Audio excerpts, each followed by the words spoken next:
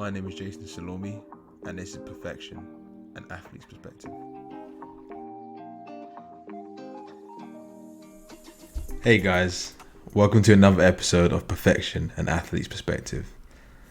You're probably wondering, where I've been, or why I've taken a while to give out any episodes, put out any episodes.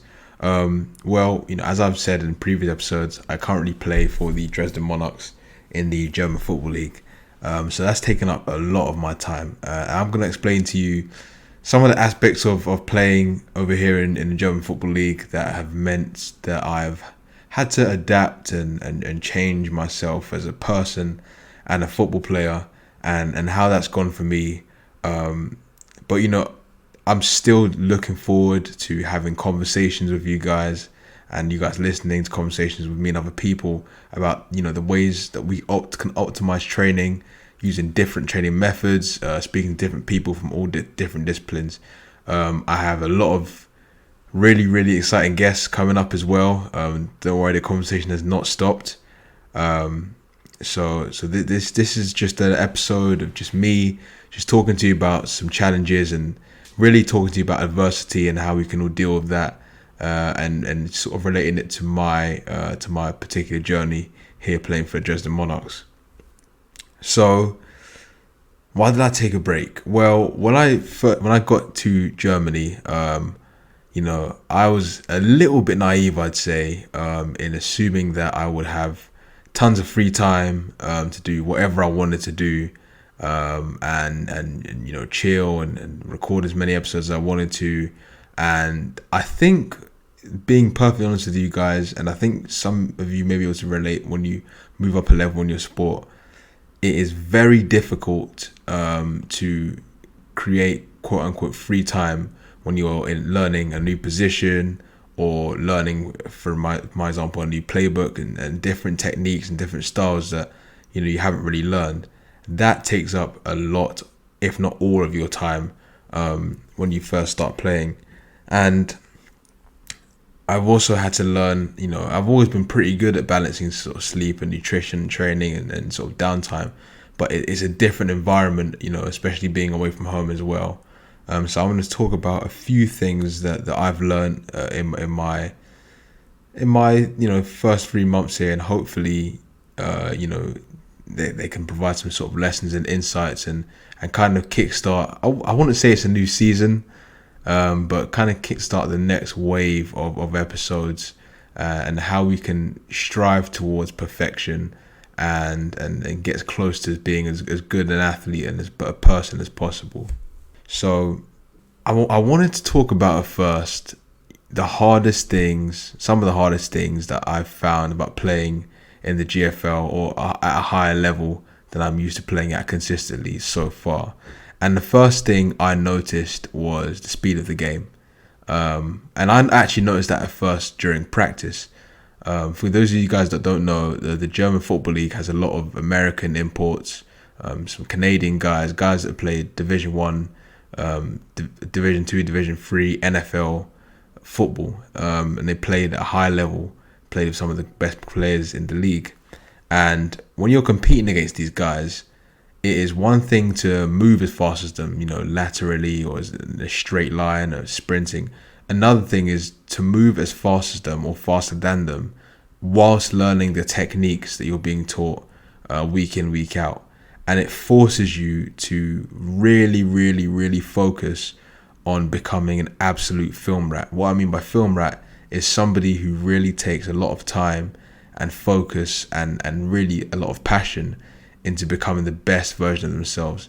And that really does consume a lot of my time. So for example, after practice, I will go through all the film. Coach will grade all the film, and he'll put little comments and stuff like that. And I'll go through the film myself before and after it's graded, just to see where I can improve. And it is constant. And one thing that I've realized is it's brought out this constant need for me to really work on improving myself. And it's become an obsession. Football has always been an obsession of mine, but it's now at a different level, to where I'm not only trying to improve for myself, which is at the forefront of my wanting to strive for perfection and optimization.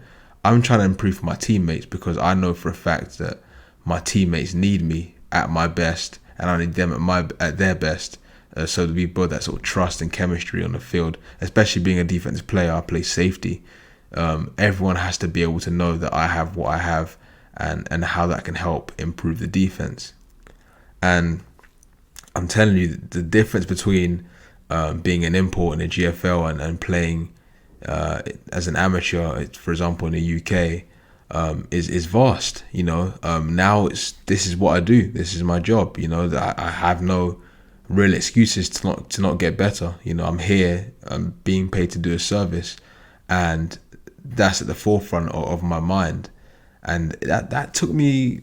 It took me a good while to really get my head around that. I kind of, honestly, I'd say I took it for granted sort of the first week or so.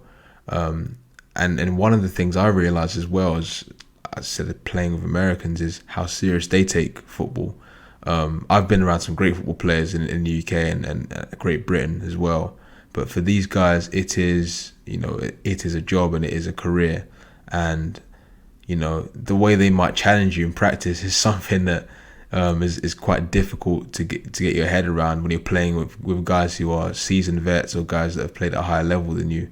And it might look like something. I think I saw a quote by Nick Saban that says, "I think his passion looks like anger to the unmotivated," and I felt that. I felt that I've had clashes with teammates, but what it results in through conversation afterwards is these people that you play with, these coaches that coach you hard, and they really do coach you hard. They want the best out of you because they believe you can do it. An old coach of mine once told me that if a coach doesn't shout at you, not shout at you, but if a coach isn't trying to coach you, shall we say,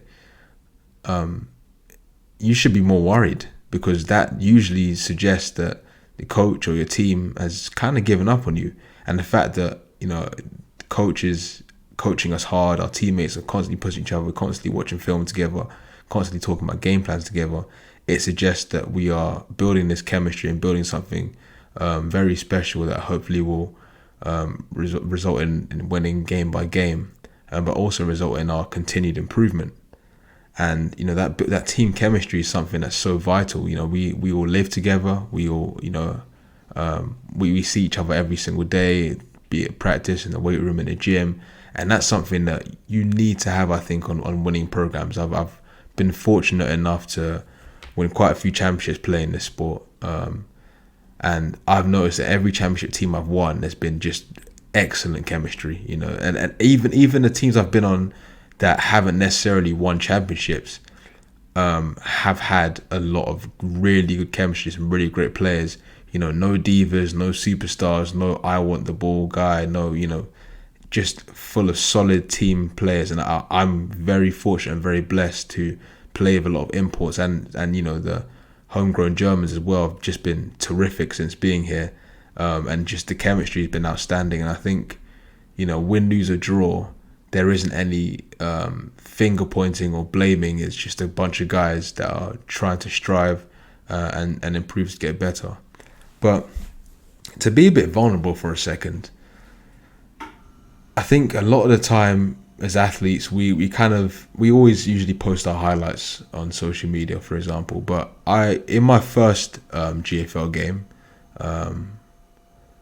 I did not play very well. And that was something, actually, to say I didn't play very well, I was inconsistent. I was very inconsistent in my first sort of 2 GFL games. I was very, very inconsistent. And the inconsistencies came from a lack of attention to detail from my perspective. But it also came from not believing in myself. And that was something that I had to learn to do. And I thought, at 25 years old, having played this game for over 10 years, that's something that, I've figured out by now. But when you move up a level, it kind of forces you to reshake and rejig everything that you've learned so far. And I had to do that on a quite a large scale, because now you're playing against an American quarterback or an American wide receiver or American running back who has either high level college or NFL experience or CFL experience, who will go after you. If they see a weakness on film, they will point that out and they will go after you week in, week out. And the confidence level has to be gained very quick. And I gained my confidence level from two main ways. The first way was practice. I cannot state this enough, guys. Practice, practice, practice. Like, you have, if you're struggling with something, if you're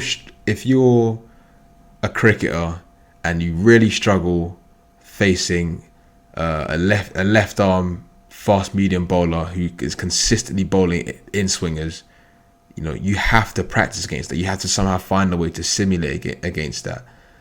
If you're a right tackle who consistently struggles against bull rushes, you have to find somebody who's going to give you that sort of look. I struggled in a particular technique and a particular coverage against a particular concept.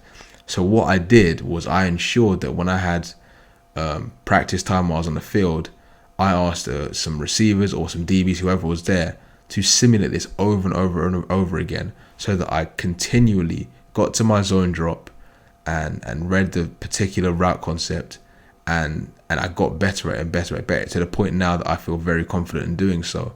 And it also came from my teammates. One thing that I've noticed as well amongst good teams is good teams will find ways to bring you up and not tear you down. And they will find ways to do so in very, very pro-social ways. And one of the things that, a good teammate that I have here, we watched some film together, and one thing that he pointed out to me was I was always very close to making plays.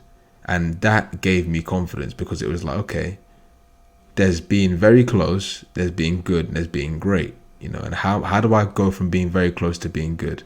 And I went through it with coach initially. I went through it with my positional coach and with my fellow safety.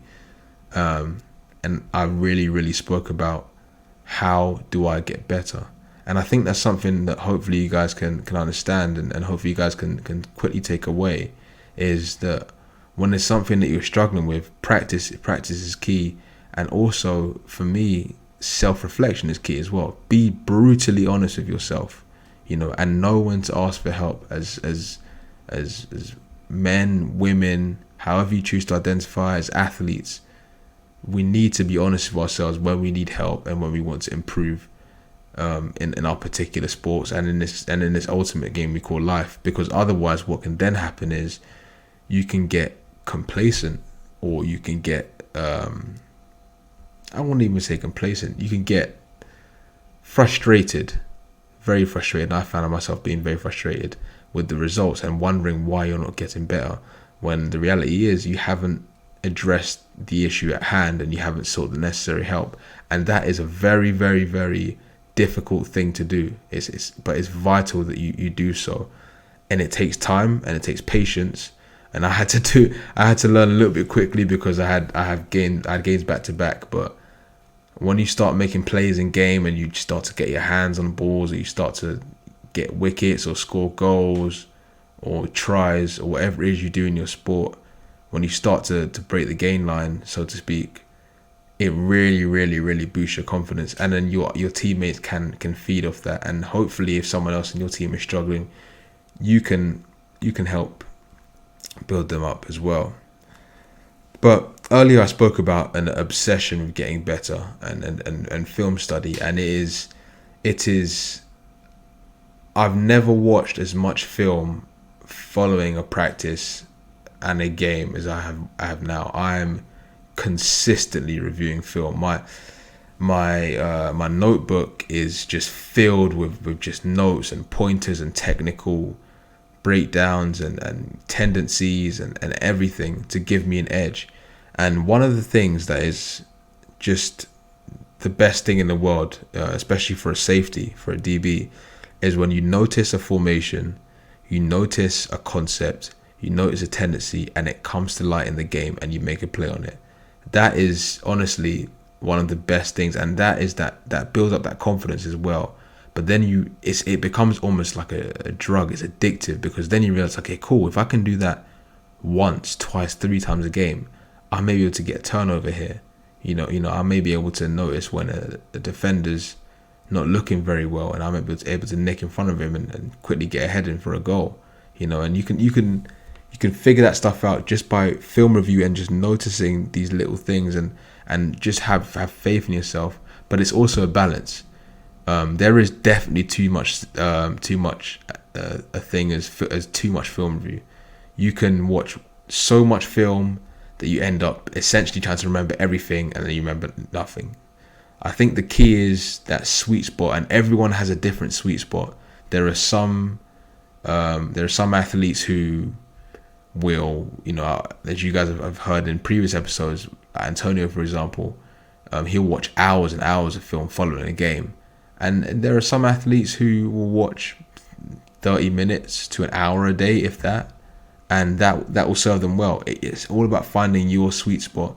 And your sweet spot, you'll know it's your sweet spot because, like I said before, you'll be able to notice these different things in competition, in game, in tournaments that you've seen on tape. Oh, actually, you know what? I've noticed this. I've noticed that, and that's something that I've definitely realized that I've become obsessed with since being here. And I think it's, I've always been a film rat, but this is just a complete different level. And I think being prepared is very, very important. But before I finish up on this little monologue,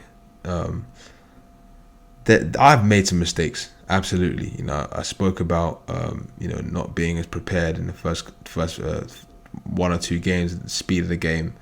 But there are some things that I actually have struggled with, and one of them is time management. I'm usually a very organized person, especially when it comes to football, but when I was in the UK and I was working, it felt almost easier to manage my time because, you have a set job, and when you go to the gym and lift and stuff like that. Now, when you're not in a routine 9 to 5, you have to very much schedule and manage your time very effectively, because you can find yourself doing nothing, and that's something that I found myself doing in the first sort of month or so. And I took it upon myself to literally have to write out a schedule and implement it, and this is part of the schedule as well.